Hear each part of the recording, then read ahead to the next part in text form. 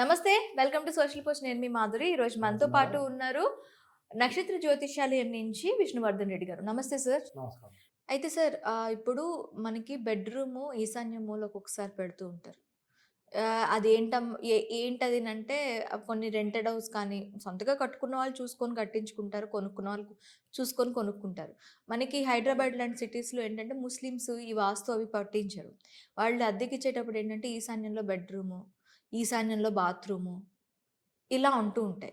అప్పుడు వాళ్ళకేమైనా మార్పులేమైనా ఉంటాయా? మనం ఏమైనా మార్పు చేసుకోవచ్చా? కొంచెం రెమెడీ చేయొచ్చు. హ్మ్. అయితే భూమి, నేల పాజిటివ్ భావాలు ఉంటే హ్మ్. ఈశాన్యంలో బెడ్‌రూమ్ పెట్టుకున్నా గానీ నాకు నష్టాలు రావు. కొంచెం ఓకే. ట్రబుల్ వస్తది అంతే.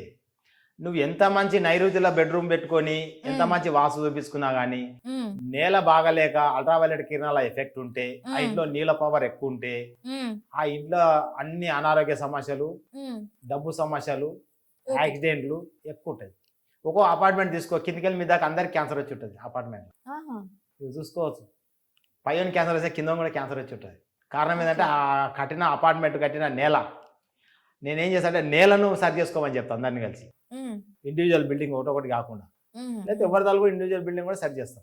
వీటిని గోడ లోపల పెట్టి ప్యాక్ చేసి సరి చేస్తాం మనం. ఓకే. తగ్గిపోతుంది. అయితే దాన్ని మీరు ఇంకా క్షుణ్ణంగా తెలవాలంటే బోర్డు మీద కూడా చూపించవచ్చు. Okay sir. చూపిస్తా. ఇప్పుడు ఇక్కడ దీర్ఘచతురస్రాకారము ఏది ప్లాట్ ఉంది. హ్మ్. అయితే దీనికి మనం వాస్తు ఎట్లా చూసుకోవాలంటే అందరు ఇట్లా చతురస్రాకారం కానీ దీర్ఘచతురస్రాకారం కడతారు. అయితే మనం కట్టినప్పుడు ఏమవుతుందంటే స్ట్రక్చర్ పరంగా వాస్తు పరంగా అందరు కడతాము. కట్టినాక ఇక్కడ వాటర్ లైన్స్ భూమి లోపల ఇట్లా లైన్స్ పోతుంటాయి. ఇట్లా నెగిటివ్ ఫోర్స్ ఇట్లా నెగిటివ్ లైన్స్ పోతుంటాయి ఇట్లా భూమి లోపల. అయితే ఈ నెగిటివ్ లైన్స్ పోతున్నప్పుడు ఏమవుతుందంటే మనకేం అర్థం కాదు. అప్పుడు అర్థం కాక మనం ఏం చేస్తాము, పోతాము బాగానే ఉంది అనుకుంటాం. ఈ ఇంట్లోకి ప్రవేశం చేసినాక మెల్లగా ఒళ్ళు నొప్పులు వస్తాయి ఫస్ట్ పోగానే. లేకపోతే ఆ ఇల్లు ప్లాట్ కొనుక్కొని ప్లాటు కట్టడానికి స్టార్ట్ చేసినప్పుడే పెండింగ్ పడుతుంది. హ్మ్. 6 నెలల కింద, 3 నెలల కింద, సంవత్సరానికి కింద అవుతుంటుంది ఇల్లు ముందరికి పోదు. మేస్త్రైనా బంద్ అవుతాడు, ఇటుకైనా రాదు, డబ్బులన్నా రావు, ఎవరికైనా ప్రాబ్లం అని వస్తుంది. ఇట్లా ఆగిపోతుంటుంది ప్లాటు. హ్మ్. కారణం ఏంటంటే ఈ ప్లాటు మంచిది కానందుకు.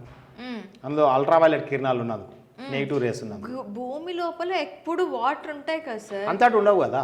ఓకే. మరి భూమిలో నీరున్న దగ్గర ఇల్లు కట్టుకోమంటారు కదా? నీళ్ళున్న దగ్గర ఇల్లు కట్టుకుంటే క్యాన్సర్ వస్తుంది అని చెప్తున్నాయి ఓకే. ఖచ్చితంగా.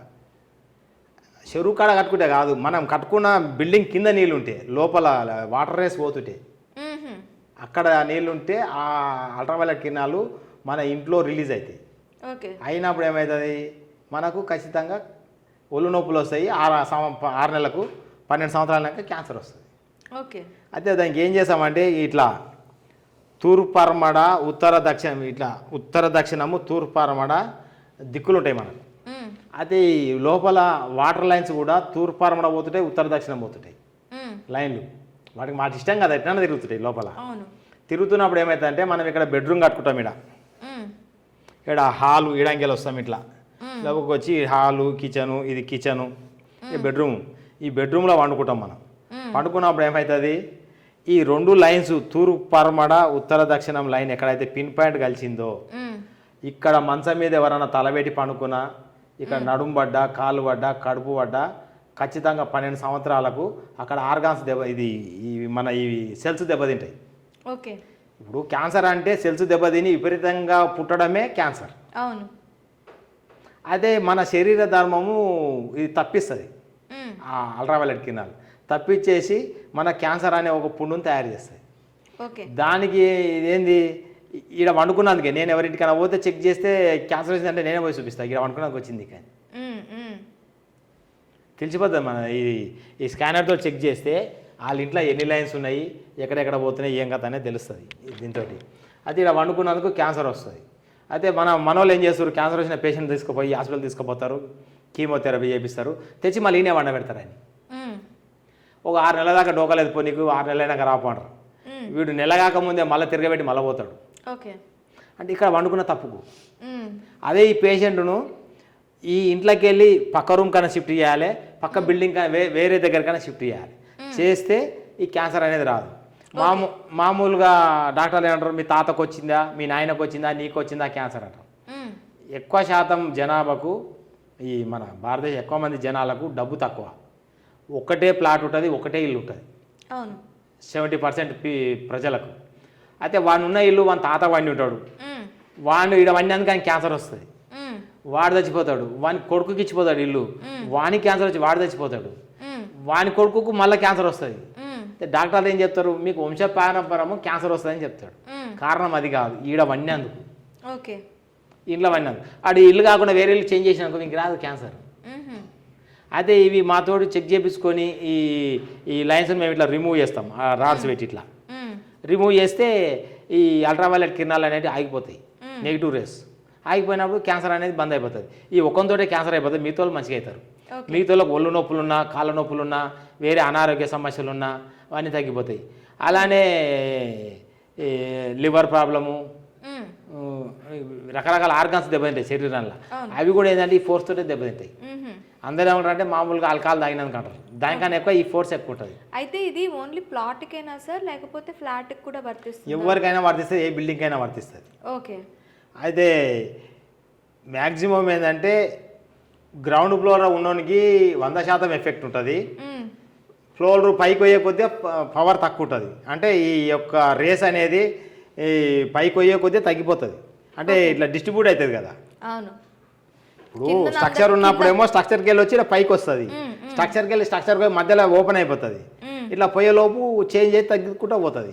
ఓకే అయితే సార్ ఇప్పుడు మీరు రెమెడీస్ చెప్పారు కదా, అవును, ఈ వాస్తు రెమెడీస్ అనేవి కొంతమందికైనా అందరికీ ఒకేలా ఉంటాయి, ఎవరికైనా ఒకటి వర్తిస్తాయి అందరికి? ఎవరికైనా అంతే, ఏ కులము మతము ఏది లేదు, ఎవరికైనా ఇదే శరీరం, ఎవరికైనా రక్తమే ఉంది. ఓకే అయితే ఈ అల్ట్రావైలెట్ కిరణాలు ఈ ఫోర్స్ అంతా మన శరీరం మీద ఎఫెక్ట్ చూపిస్తాయి.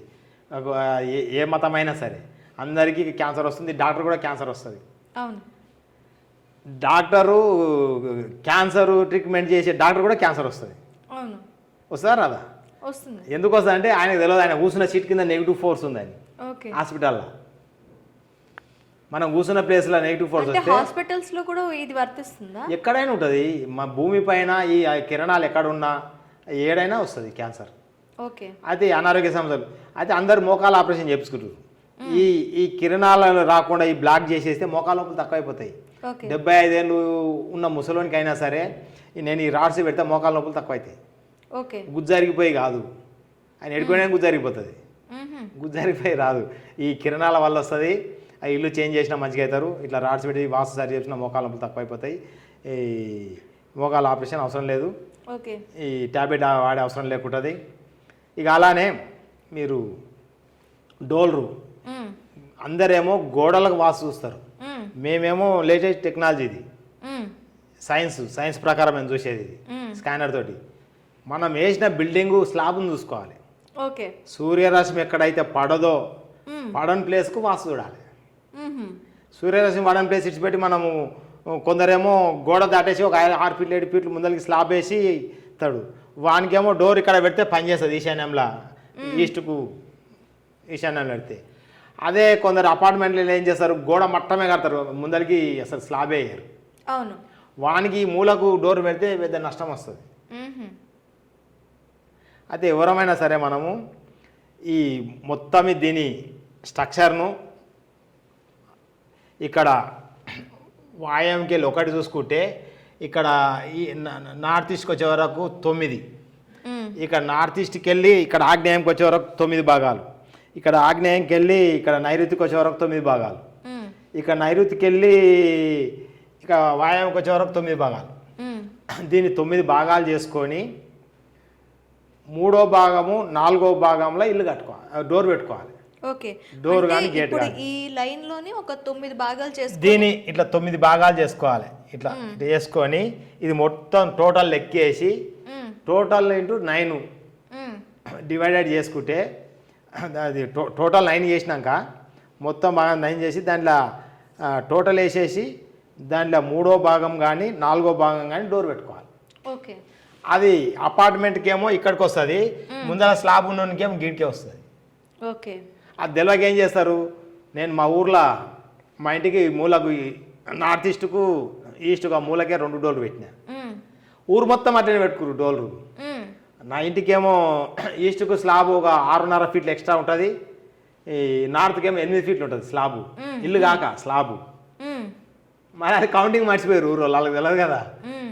సారు మూలకెట్టిండు, మేము మూలకెట్టాము డోర్లు. ఓకే. అట్లా లెక్కకు రాదన్నట్టు.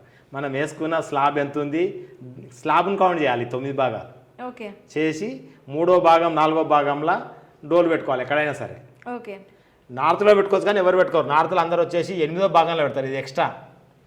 నార్త్కి వచ్చే వరకు నార్త్ ఈస్ట్ 8వ భాగంలో పెట్టుకోవాలి, 9వ భాగం కాకుండా. 9వ భాగం ఎందేసి 8వ భాగంలో డోర్ పెట్టాలి.